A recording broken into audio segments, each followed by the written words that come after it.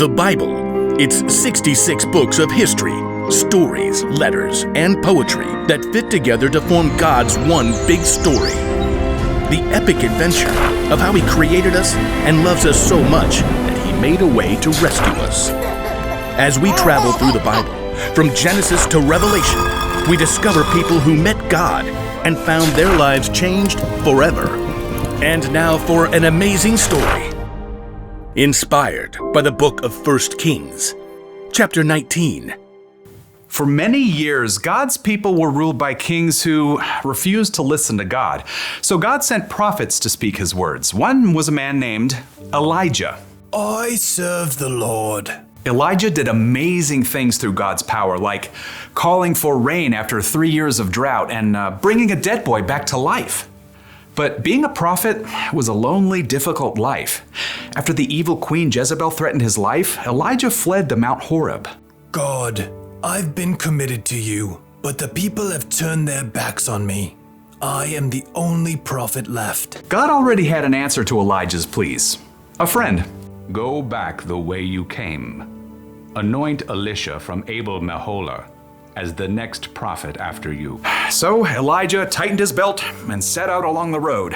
When he finally reached the town, he noticed several young men plowing with a dozen pair of oxen. And in the very last field, he noticed one of the young men struggling to keep his oxen in line. Get up there, Ham. Move along, Burger. God, is that Elisha? He's just a small town kid. What does he have? Does he have what it takes to be a prophet? But God had chosen Elisha, so Elijah tramped through the muddy field to greet the young man. Elisha! Elisha blinked in surprise when he saw the prophet. Whoa, Burger. Elijah marched right up to Elisha and threw his very own cloak over the young man's shoulders. It was a sign that God had chosen Elisha to be Elijah's assistant. Me? You're choosing me? Elijah turned and walked away. Elisha dropped the reins and ran after. Wait, just let me say goodbye to my family. Then I'll come with you. Go right ahead. I'm not making you do anything. Yes, sir. Right then and there, Elisha broke apart his plow and used the wooden pieces to start a fire. He cooked a meal and called all his family and friends over to share it with him. I'm leaving to travel with Elijah. Goodbye, everyone. Then Elisha set out on the road beside Elijah. I don't really know how to be a prophet, or even a prophet's assistant. That's okay. You'll learn. So over the years, Elisha followed Elijah everywhere as a close companion and good friend, and he watched and listened intently as Elijah spoke God's words to powerful kings and did incredible things. One day, Elisha and Elijah left the town of Gilgal on the way to Bethel, and they both knew that God was about to do something very breathtaking. God was going to take Elijah up to heaven. Stay here, Elisha.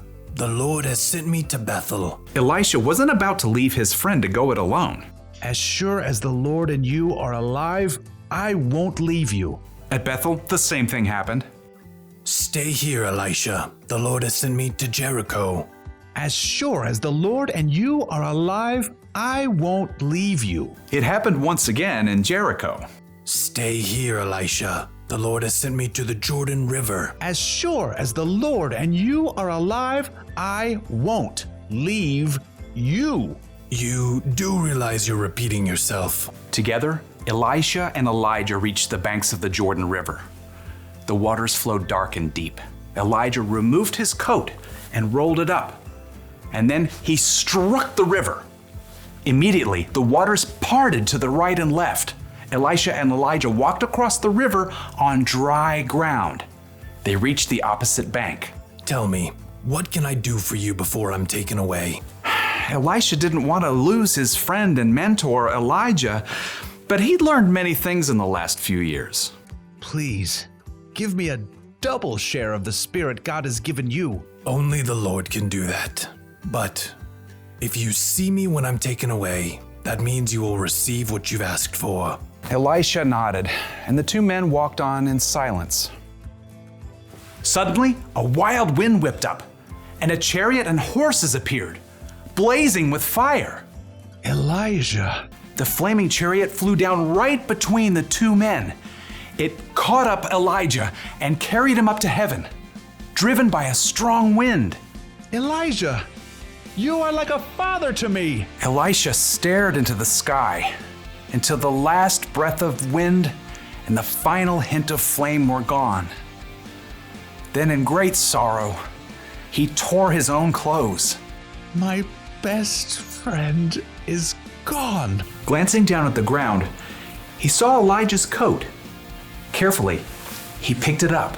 I wonder. Elisha hurried back to the bank of the Jordan River. Again, the water flowed hard and fast. On the opposite bank, a group of prophets from Jericho watched. Look, there's Elisha. But where's Elijah? Across the river, Elisha twisted up Elijah's coat. He called out in a loud voice, Where is the power of the Lord? Where is the power of the God of Elijah? Then Elisha struck the water just as Elijah had done.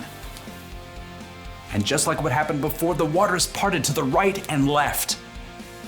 The prophets from Jericho stared in amazement as Elisha crossed the river on dry land. The spirit God gave to Elijah has been given to Elisha. It was true. Elisha had been faithful to follow and learn from Elijah for many years, and now God's spirit was with Elisha just as it had been with his friend.